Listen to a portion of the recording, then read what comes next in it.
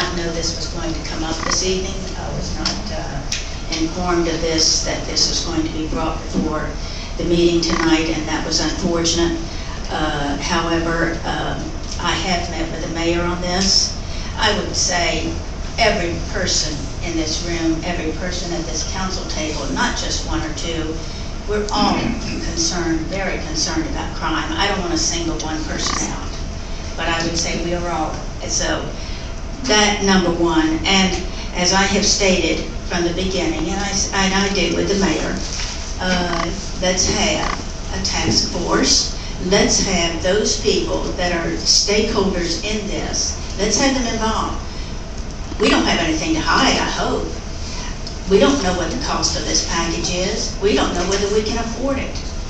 We don't know what it's going to do to the ailing housing market when you do the non-conforming houses within 10 years, eliminating them. What is that going to do on the ailing housing market? We don't know. These are questions. What is it going to do on the population, that those that are going to be displaced? What is it going to do already on the numbers that are unemployment numbers that we have currently? We don't know those answers. All I'm saying is, and this is what I said at the beginning, we need to have a task force. We don't have anything to hide. And let's get the ball rolling to a task force. Let's get the people involved that need to be involved. Let's work at the table. We don't need to be still talking about the process of, I feel like I guess I'm on a train where the train is just rolling and it's going so fast that there's no stopping. Let's take a pause. Let's take a step back. Let's take a breath. And let's do this right. We may be able to pass some of this legislation now. We don't know. We may be able to. And maybe we can't do the whole thing. But let's look at the legislation and let's let stakeholders look at it. I'll go ahead and call for the questions this time. Let's call for the questions. Our rules, our standing rules allow us to have Go ahead, two Mrs. Cohen. opportunities to speak on a motion. Go ahead, Mrs. Cohen. Speaking of the task force and conversations, I learned about your interest in a task force from watching the news on WNDT. I would have appreciated that the council would have been informed of yet another requirement for considering this legislation. As you say, we may not pass all of it. One of the bones of contention, this package has been represented by one piece of legislation, which is the amortization piece on non-conforming use, when there are 6 other aspects of it. One of them is not actually a new piece of legislation, it's just an initiative by the mayor's office to reactivate a section of code. But to have a task force, I don't mind if a task force forms in the course of public input, but I think to hold up doing any public input or having some of the questions that are out there answered, or getting out on the table what the council's specific concerns are, we don't have a rudder. We don't have a good direction for getting this done. And we are holding this legislation at a critical time. We have an arrangement with the state to do a Safe Streets initiative. They have given us nearly $500,000 to do a Safe Streets initiative. Part of that initiative was to review our code and to work on changes that would increase the likelihood that we would reduce crime. That's what we've done. So, if a task force comes about to examine any portion of this, I say great. But again, this is being held to a different standard.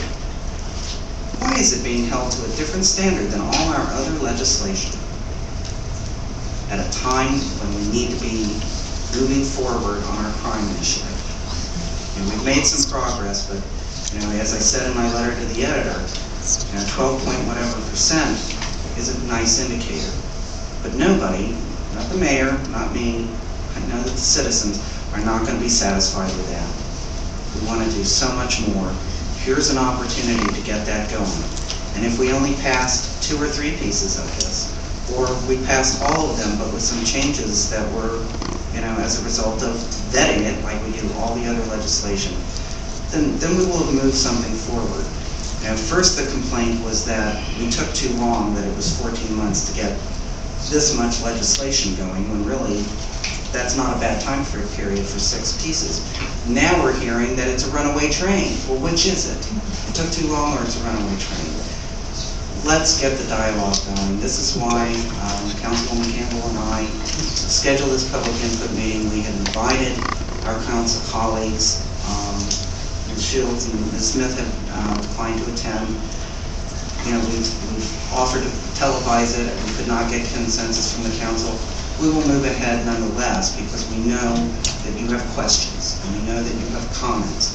And whether you're a landlord, a tenant, a homeowner, somebody who lives, you know, in the county near the city line or works in Salisbury, you know, we're all affected by this and we all need to get busy on this. And whether it's voted up or down or changes, whatever, but we need to get moving on it because we have a situation out there that we need to get working on it. Okay, Anyone else? Yes. Councilwoman I just want to say this. When you are not part of something and they have secret meetings, and for 14 months, we asked what was going on in these meetings. We understood it was called pre-legislative meetings. I've been attending the city council meetings since 1982, 83. And since I've been on council, I've never heard of pre-legislative meetings where council members and attorneys and some of the city staff are meeting without informing the other 3 council members. Then you come to us and want our support, but yet we couldn't even be included or our questions be answered and show us that respect. And we asked for the information, what was going on in these meetings. And to me, if Councilwoman Smith, myself, or Councilman Comegys had done that with the mayor, and Councilman Campbell and Coyne did not know what was going on, I'm quite sure it would have been a disaster. It would have been wrong. I think we were going to do something, whether they would be a part of it, at least the respect should have been given to other council members. What were these legislations, what were these meetings about? We didn't know what they were about. They could have been about anything. Building a new city hall. When we asked the question, you could not get an answer. So that's one major problem I have. And then I look at the renters in this community. The majority of the renters in this community are minorities and poor. The majority of them are minorities and poor. It's going to affect these people. I'm a minority representative. And until I feel that this law is not discriminatory,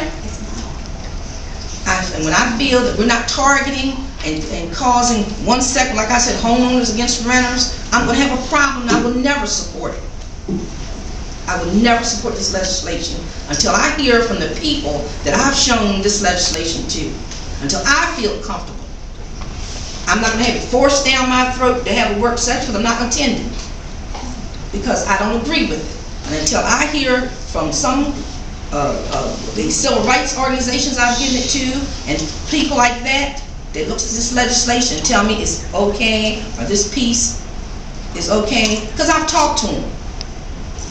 Because I have a problem with it. You're targeting renters, and the renters are not all the ones that's committing crimes. Look at the doctor up there in Louis Delaware. He wasn't I don't know if he was a renter, but look what he did. So I have a problem with this legislation, and until I get satisfied that it's not discriminatory and it's okay, I'm not going to support it. I will not be attending any work sessions, any public forums, because you're asking again the poor people to come uptown. They're not going to come uptown unless they're going to the courthouse or going to pay the court bill. You go to them. And if it was any renter or landlord that was being talked about, saying they were agreeing with their ordinance, I don't have a problem talking to the people that you talk to. Send them to me. I want to hear what they're concerned. Everything I've heard about the legislation, because I've passed it around, they think it's full of, some of them say this is a racist ordinance.